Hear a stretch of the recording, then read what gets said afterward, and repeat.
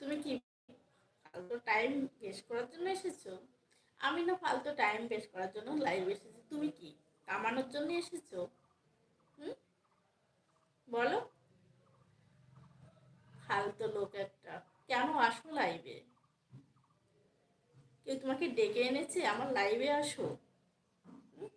চলে তো এসেছো নেলি কুত্তার মতন, তারপরে আবার বলছো। আমি তোমাকে বলেছি আমার লাইভে আসো? ফালতু লোক একটা।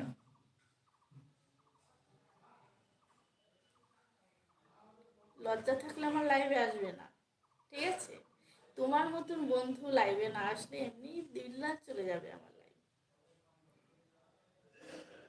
আমি চাই না তোমার মতন ফালতু বন্ধু আমার লাইভে আসুক।